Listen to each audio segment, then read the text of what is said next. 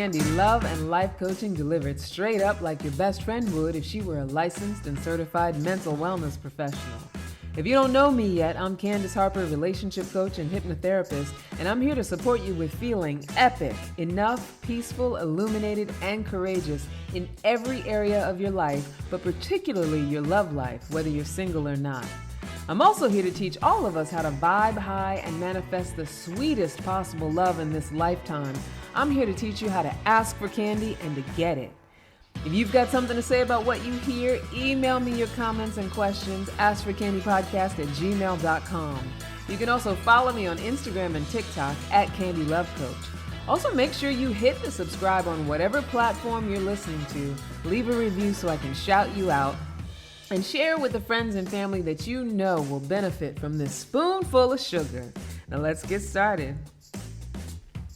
So we're going to keep on focusing on all the possible avenues for healing the past, loving ourselves unconditionally, and starting our love lives over from a clean slate every damn day. And who this podcast is for is perfectionistic, high-achieving women over 35 who are continuing to do their life's work and still feeling the sting of an unfulfilled love life. And today's topic is going to be very interesting because a new sort of thing has developed this week. A new transition, a new happening, a new change in my life has developed, and it very much affects who I am as a coach and, you know, what's possible, what's coming up, and this whole experience of helping people to heal the past, love themselves unconditionally, and start over from a clean slate. So I want to share a very frank discussion for why I am no longer a matchmaker, but still very committed to making sure that clients find love, right? So I still have all my coaching and hypnotherapy clients and all the coaching and hypnotherapy clients that I will have in the future. And even though I don't have any more matchmaking clients and that part is over for now, I want to talk about why. I want to talk about, why that part was out of alignment with me. And so I tried it, folks. I tried to see if it would align, if my work would align with matchmaking and putting matchmaking and relationship coaching together. And when I was first approached to be a matchmaker, I thought for sure, this is so much alignment. I can even recall telling, people that I would interview, they would always ask me, so how did you become a matchmaker? It's one of those things, it's very interesting, right? You don't often meet them. It seems like it's this very, interesting, mysterious kind of job that is in certain cultures just expected. And that, in Jewish culture and South Asian culture, it's a very respected and expected kind of practice. But in Western culture, it's something that people are very intrigued by just because it's not a usual profession that people necessarily aspire to, right? Especially people with a master's degree. So, I would get a lot of different responses. Sometimes it was judgment. Sometimes it was, most of the times it was just high level interest. Like, that's so interesting that you're a matchmaker. And so when I first was approached, the first matchmaking company that I worked for, I was like, oh, this is so aligned. I'm really going to be able to thrive. And honestly, in so many ways I did. And amazingly enough, I first started around the time that we got first locked down for COVID. So when COVID was beginning, the whole quarantine isolation phase of COVID was beginning, was just after I had gotten hired for my first matchmaking position. So I haven't been matchmaking long. I've been coaching much longer than I've been matchmaking. And so I was like, this is perfect. I'll get to be in on the ground floor of what love looks like in the beginning when people haven't decided all kinds of things about each other and aren't insulting each other and cutting each other down. I thought, I can really thrive with this. I could really make a difference for people. And I did in a lot of ways. The money was great. It was actually really good at first. I would get all kinds of bonuses for yes dates and, matching people who had what seemed like high level compatibility together. It felt like there was just a lot of fun, a lot of success. And it was nice to not have to rely on client acquisition for my coaching to pay the bills because it took the pressure off. I could take clients on because they were really clients who were ready for coaching. They'd done the therapy work. They were, somewhat in a personal growth conversation. They weren't just coming cold, and I could decipher and determine who would really benefit from the coaching that I was doing, because I didn't have to put the pressure of needing clients in order to survive on it. So it made a big difference in the quality of clients that I was able to work with and continue to work with, right? There was a lot of great things about having that structure of being a matchmaker, working for another company, as a contractor, a lot of stability in that. So it was great in that way.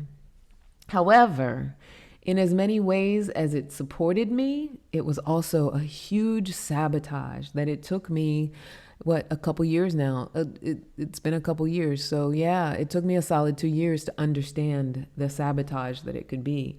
When I started working for smaller companies, thinking that it was a more elite kind of situation, and thinking that it was going to be a better paid kind of situation, which absolutely wasn't the case.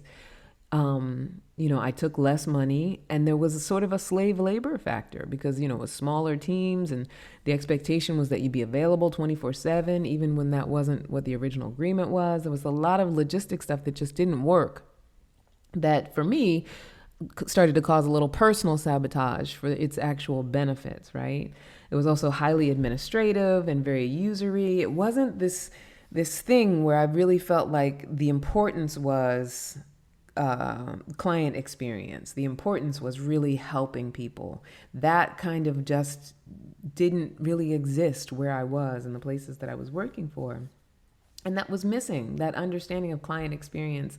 And, for those entities to actually really, truly care about that. I think they only cared on the level to which it made sure that no one was asking for their money back. So, as long as they were meeting the agreement, meeting the contract, that's all they really seem to value. And I don't want to cast aspersions because I don't know for sure, but the feeling was that the value of actually having a client have a transformative experience into finding love was maybe too profound or kind of lost on the situations that I was in. And so that began to grate on me. It began to become very difficult when the attention was on the minutia of admin and doing what you were told to do, and just the minutia of it, the minutia of the logistics, and not understanding that when you do something wholeheartedly in a heart-centered way, that all of that stuff becomes unimportant. Like if a client is having a great experience, they're not clocking that you are, meeting the agreement, which meeting the agreement is very important, don't get me wrong, but they're not clocking that you're doing it in a timely manner. They're just living in the experience. And when they're experiencing change, transformation, freedom from their own thoughts, and actually, transforming from what it takes to be a single person to what it takes to be a person in a relationship, which that is a necessary transformation. It is impossible for any of us to cause a major shift in our lives, whether it's around love, around money, around anything that we desire, by being the same person that we are when we're with what we don't want.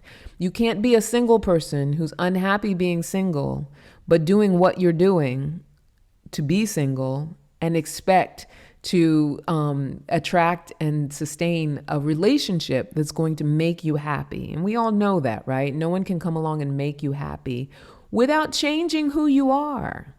And not who you are inherently at your core, but who you're being, how you're behaving, how you're showing up in your life, how you're being in your life is what causes your experience. And so I don't want to go on a tangent, but I just realized that, the experience of matchmaking doesn't value that. And it doesn't support that with clients. So what happens a lot of times is you end up with a lot of unhappy clients. And a lot of the clients who are matchmaking clients, their only criteria that they had to meet was to be able to afford the sometimes very high price tag. Right? And with that in place, they're taking on clients whose chances of actually being successful are minimal. So one of the big things I noticed is that damage control, it's something that matchmaking companies fear and they're constantly scrambling to handle, that they're, constantly in some sort of, there's always a percentage of clients who are completely disgruntled. And it's just like it's a constant uphill of just making sure to control the damage, which it doesn't have to be. It's what's missing is the wholeheartedness that would cure that would eliminate that. Maybe not 100%, because there's always going to be people who are litigious. There's always going to be somebody who, feels unfulfilled. But even those things can be handled in a way that is wholehearted, in a way that is transformative and healing. And what I noticed with the companies that I dealt with is that those skills aren't valued. And so damage control is what they're used to doing and how they're used to operating. And so the client's chances would be minimal, but not because of their looks or their age or their personality, but because of what I was saying earlier, that lack of knowledge that transformation is necessary, that it's not just about paying your money. And so the mentality that draws people to matchmaking in the first place, even more so the mentality that has you invest 5 figures and up in the hopes of buying your soulmate with absolutely no interest in making an internal change, was just a sabotage to love and success. And that's not to say that there was never anybody who was successful. I mean, with all the companies, there would occasionally be a couple that, oh yeah, we got along great and dated for a while. And even an engagement, rarely, but every now and then might happen.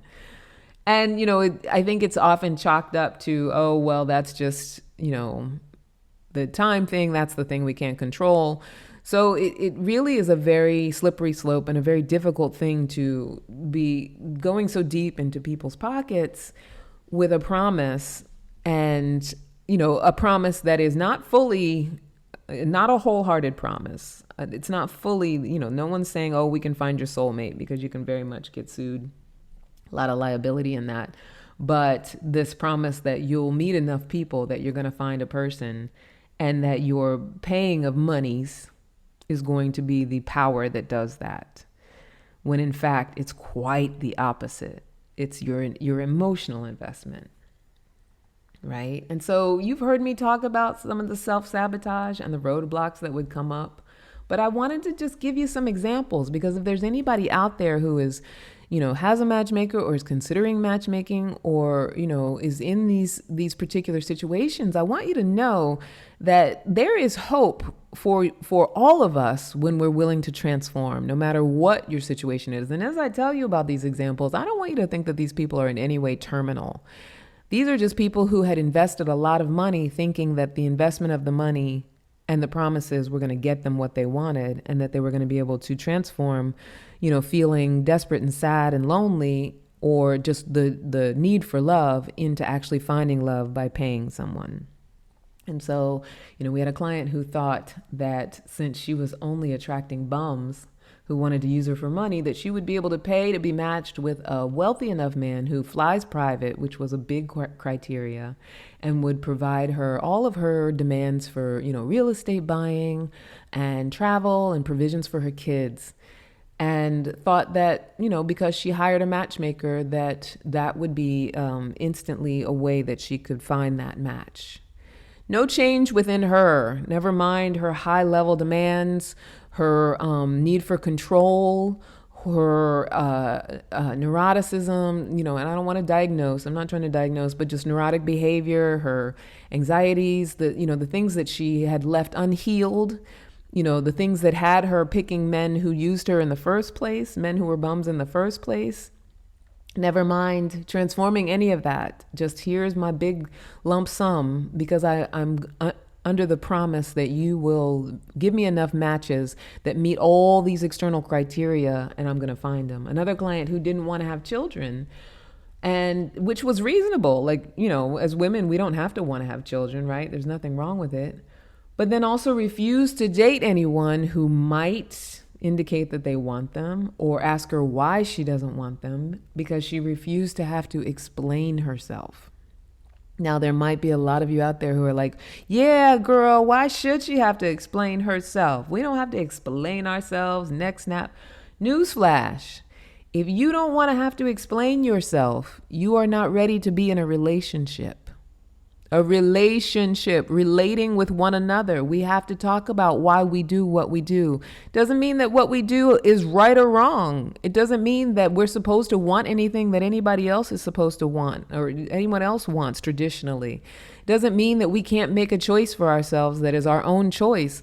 But if you're not willing to explain, justify, explain, talk about, be open with, be authentic, be vulnerable about those things, you're not ready for a relationship. So it was such a true indicator, besides some other behaviors that were very resistant around dating, looking for things wrong with people that just made no sense without even meeting them yet.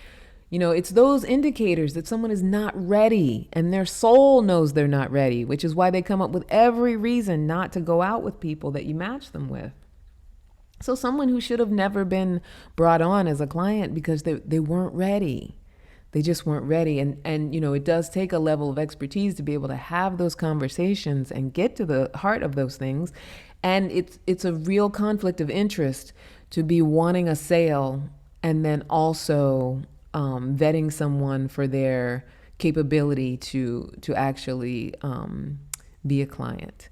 And I get it because I run into it with coaching. I was just talking about it earlier, right? So, you know, when I'm desperate for a sale, I might take on a client who is not necessarily ready for coaching. And, you know, in my early days, I wouldn't do that now.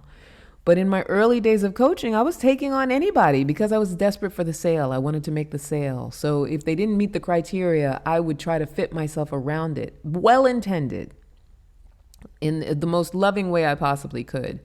But also learning each time that every client that I ever took that I knew in my heart wasn't ready, or that there was an indicator that the coaching wasn't right for them, if I took them anyway, there were usually consequences because it wasn't alignment, and it wasn't, it wasn't alignment. It wasn't right. And I don't mean morally right. I mean, it just wasn't a fit.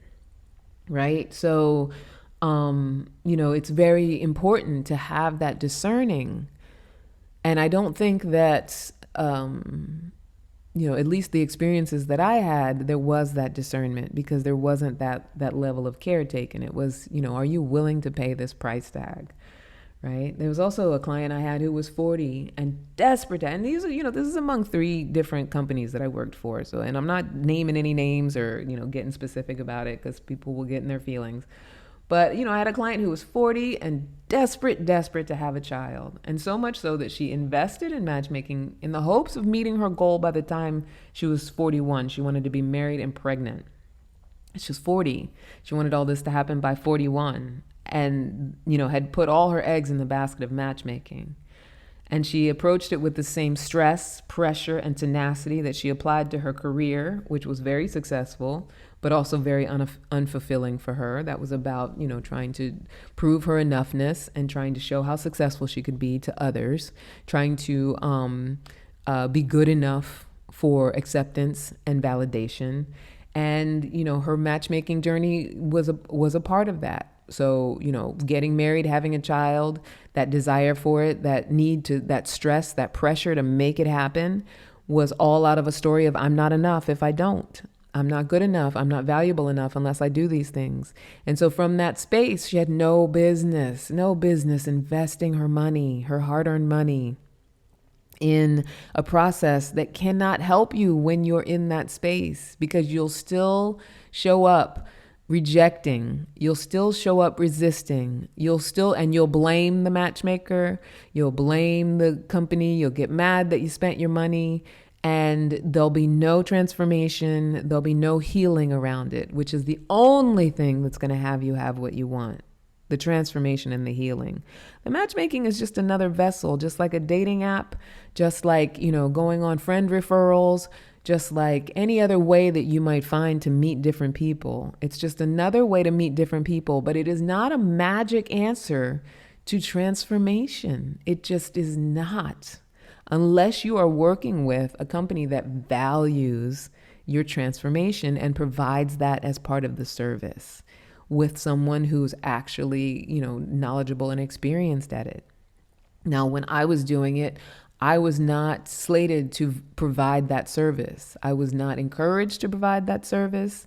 They would charge for that service, and I was getting no kickback for that service. There was no percentage given to me based on, since you're coaching clients as well, and we're charging an extra amount for you to coach those clients, then here's your percentage of that. There was none of that in our agreement. And I take the L for that because I didn't arrange that in the beginnings of any of these experiences. And I should have, but I was so excited thinking that I could affect change and that it would be such a support and an alignment to what I was doing, that that's what would make it valuable. I wasn't thinking with a business mind, and I should have been, because, in as much as we poo-poo this idea that you are working for the money, and sometimes we shame it as if it's immoral, when no value is given to what you are doing, and value in the form of money, value in the form of understanding its importance, it does deteriorate what you're doing. It does minimize what you're doing. But off on another tangent I go. Also had a client who, smart and sophisticated, but mean and lonely drunk. Like when she was sober and you'd talk to her during the day, she was just delightful and wonderful. And then she would drink. I think she would day drink, and then by the evening, she was lonely, she was drunken, she was mean, and she would want to call and text because things weren't happening as fast as she wanted them to happen. She had adult children who didn't want anything to do with her, which she had shared, and she would call or text every evening demanding that the man that she described, her list of requirements, the man who fit all those boxes, materialize immediately or else. As if I could snap my fingers. And I know I don't say that from a victim place, like, oh, poor me, she did that to me. She wasn't doing anything to me. But that's what often inappropriate clients do to matchmaking situation, because they have this expectation that I have paid this much money, I should be able to snap my fingers, and there he is. Or there she is, because men do it just as well. And I could give you examples for them too. Oof. And so, I say all of this to say, if you hear yourself or anything resonates, just, the stress, the anxiety, the desperation, the demand, especially after investing your money, which I think increases all of those feelings, you want to be really cognizant of how important it is to experience transformation before going down a road like this. And so what was the most difficult as a coach was to force myself to pretend that I could do the impossible. And that's what I ultimately found myself doing.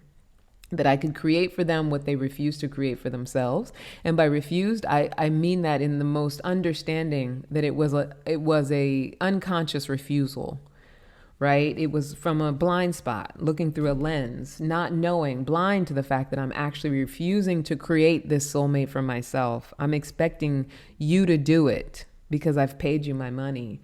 So this blind refusal, thinking that I could create that for them, when they couldn't do it for themselves. And so, and what they would need to be created is that healing space that would attract and create what they really wanted, that would sustain what they really wanted. And that I could help them with.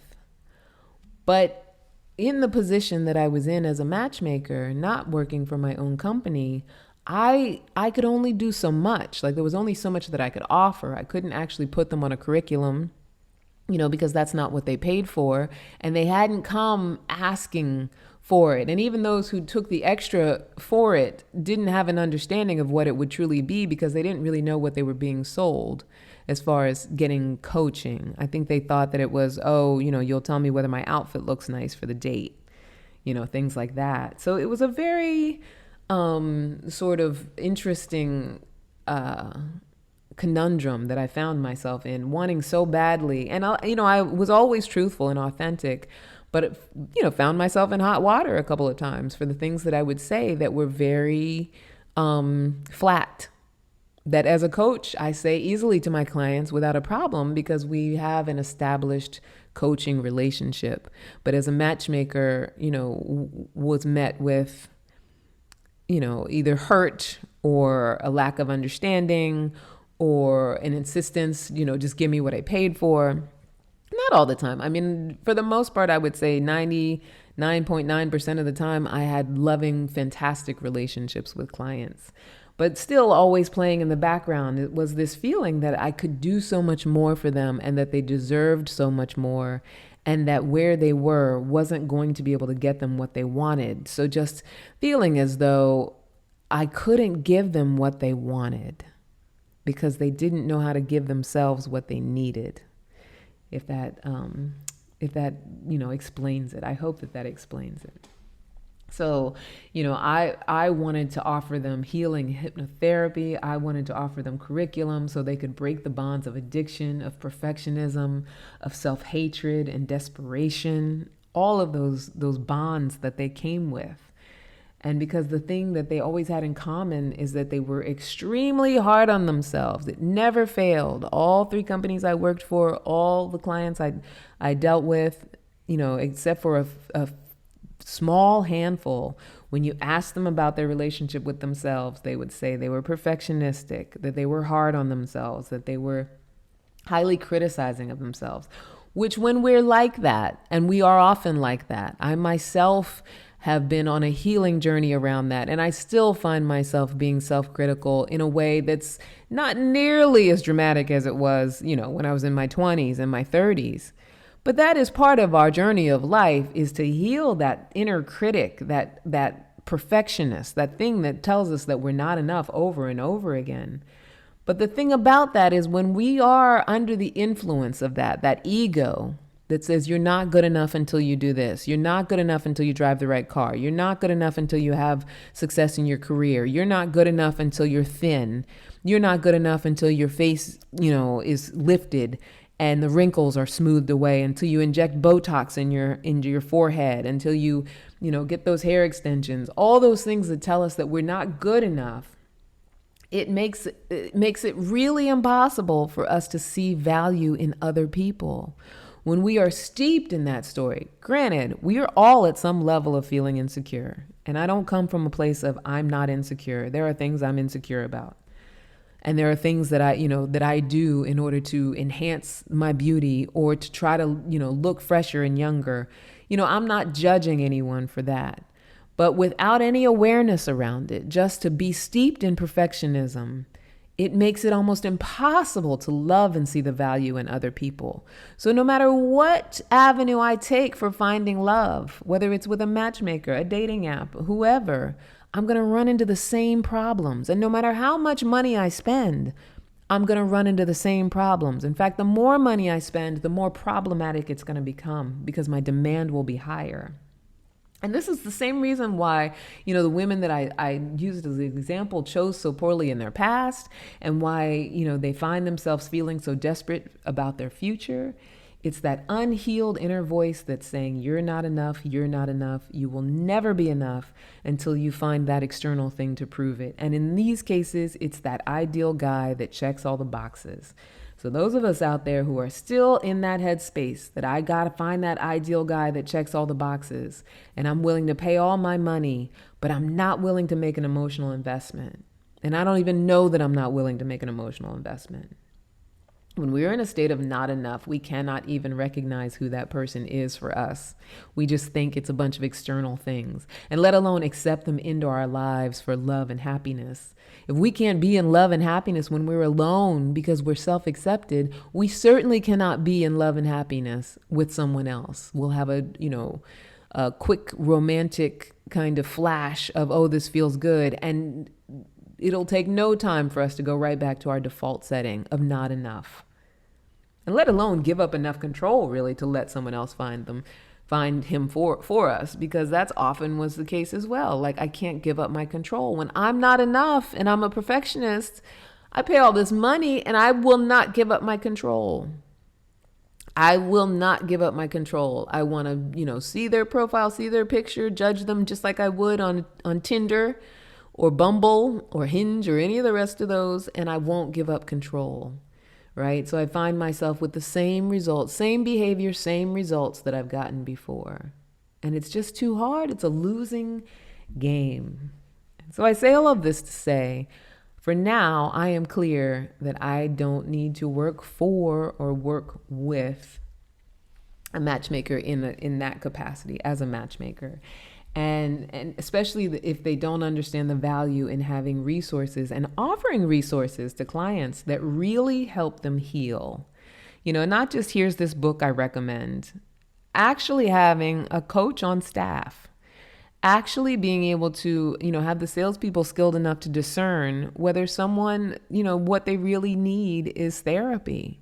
What they really, and not to diagnose anyone, but to say, look, if you're coming here with all your anger at your ex-husband, this process is not going to work for you. What kind of healing stuff are you doing around this anger at your ex-husband?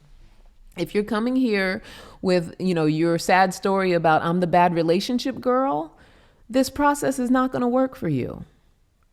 And what kind of healing are you doing around being the bad relationship girl? If you're coming here with I'm lonely, so I'm drinking by myself every night, and that stuff comes out in conversation, a solid enough conversation, you can find out a lot of things about a person. And I don't mean judge them. I mean, find out the details, right? Really have an understanding and be able to say, a matchmaker needs to be able to say, this is not going to work for you because until you get those other things out of the way, this process is going to be very frustrating for you, right?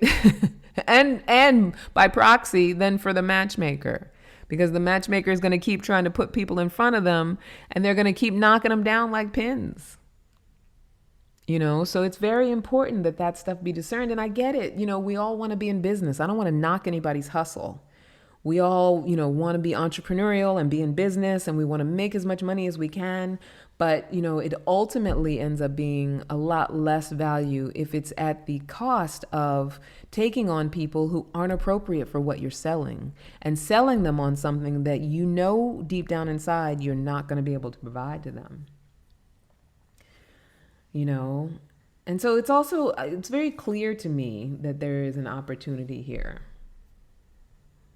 Right? So, as I was saying earlier, so for now, I'm clear that I don't need to work with or work as a matchmaker. And especially, with a company that doesn't understand that value of having a resource, a coach, or someone who's discernible, doing the sales that can really help clients heal and turning down the ones whose delusions are way above the pay grade of a matchmaker. And just not taking that hefty check. If that person's delusions, as a potential client are just way above the pay grade, they should not be taken on, because it's and it's not a moral issue. It's bad business. It's why so many matchmakers are in the position of damage control. Because they're trying to just get that hefty check, which ultimately ends up costing more. It costs more in, legal fees and people wanting refunds and employee turnover and all of the breakdown and, following that comes with taking on clients that aren't really ready. But I'm also clear that there's an opportunity here, because once clients have gone through my program, they have tapped into a part of themselves that can connect with their soulmate. They are actually ready to begin dating. They are actually ready to open up their hearts and have it be possible. They're ready to let go of that requirement list, that stringent requirement list. And even they're ready to let go of the looksist demands, that he have to be tall and good looking and, have all these external things. I'm not saying that they're not still attracted to good looking people physically, but, once clients have gone through my program, they have a profound understanding of how to prioritize the connection with their core values, what's really, truly important to them at their soul, at their core, how to prioritize that over, things like physical attraction or external attraction. I don't want to call it physical attraction because the chemistry thing is also a high priority, but, being able to just look at them and appreciate them. That becomes much lower on the priority list. And someone who's in that place where they want to match core values and they want to be open-hearted and they're not still holding on to their hurt and their anger and they're willing to give people a chance. They're willing to look for the love and the God and the specialness in people. Those are ideal matchmaking clients. Those are the kind of clients that any matchmaker would want to work with. The kind that really get that, taking all their matches, meeting all the people, that there's opportunity in every date, even if it's not somebody I end up with. There's opportunity in every meeting. Those that understand that and value that, those are ideal clients because they'll have great experiences. They'll write great reviews. They'll feel good about the reviews that they wrote. They won't feel regret around it. They'll be happy that they spent their money, no matter how much money they've spent. It doesn't become about the amount of money. And, a matchmaker that can match with that kind of client will be an abundant matchmaker and not having to live in constant damage control and fear of, what the client might do or say. And so, another thing is that, after clients work with me, they know who they are. They know what purpose their life can serve. They understand their value. They know how to fill themselves up to overflow onto another. They are asking themselves the question, what can I give to a relationship rather than what will that relationship give to me? They're focused on alignment with what they do want rather than lamenting about what they don't want. So all of those things, that's the sweet spot of a client. And I've had a couple of those. Don't get me wrong, all my experiences weren't negative experiences. I actually had several clients who actually were open to transformation, already on a transformation journey, were willing to have that kind of conversation. I mean, those are the ones that not only, was I able to match, but also develop, friendships with. Like professional friendships with and connections with, and, that were in the conversation and willing to be on the journey and understanding that their life is an evolution. And also none of them, it wasn't an age specific thing, because there were older clients that just had no clue and younger ones who really understood how much growth is involved and how much change and evolution is involved in going from being single to being in a relationship. So, they do exist. Those clients are possible, but they are too few and far between, I think, for a lot of these matchmaking companies, those clients. It's like, it's like they're happy to get those few little good clients and deal with all the others and the damage control, and there's sort of an acceptance that that's just how it has to be, which I don't believe that that's just how it has to be. So, will I ever be a matchmaker again or take on the title of matchmaker? Well, I do still have a couple of my own private clients that I just work with in a very organic, healthy, amorphous way. I'm not claiming the title of matchmaker anymore right now because I'm not looking to take on more matchmaking clients or have that be a thing. I'm not looking to compete with any matchmakers. I'm not trying to start my own matchmaking company or any of that sort of thing. For a moment, I thought I might, and I sort of started something, but then, I worked for another company and I just, there's too many disparities for me to feel like that's something that I want to begin. Although I know that were I to choose to do that, one thing that I would implement is the coaching piece. So I would set it up so that people know that what they're getting is transformation with matches after they've gone through the transformation. It's like, for example, I went to Tisch at NYU at grad school, right? So you have to actually go to school, get through school, learn the expertise. And then you get the networking. Then you get to meet all the possible people that could give you great jobs. And if you know anything about Tisch, the acting and the design department, those people work. Those are the people that do all of the entertainment that you see in television and movies.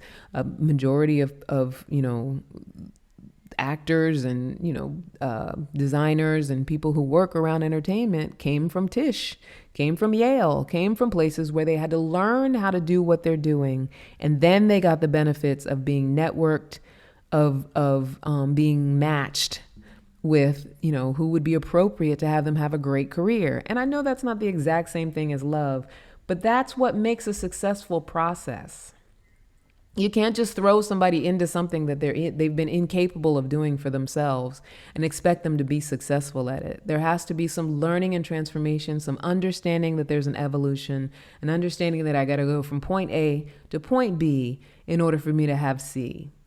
Right? So I say all of that to say, if I were to ever start a matchmaking company, that would be priority. And also, I'm putting myself out there as far as matchmaking companies are concerned, because I know a lot of them are well intended. I know a lot of them really, want it to work and their heart is in it. I know a lot of them are very wholehearted. And I'm willing to partner with wholehearted matchmakers as a coach if they'd want to partner up and either do cross referrals or, be a coach for their clients. Like work as a coach for their clients as a separate entity, obviously, with my own business. And so, I'll do it if it's a process of inviting people to focus inward on the emotional investment so that they aren't setting themselves up for failure by believing that it stops at the financial investment. And I'll say that again.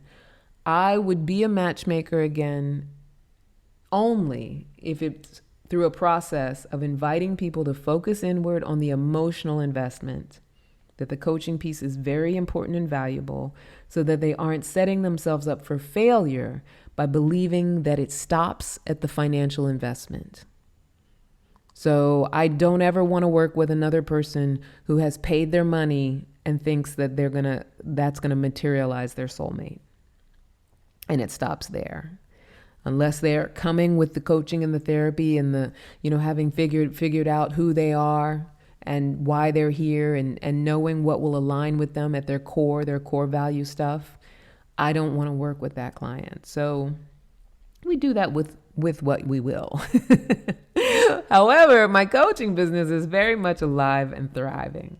And so if you are out there and wondering what the hell with your love life, maybe you've been through bad relationships, maybe you're in a place like some of the clients that I mentioned, maybe you're,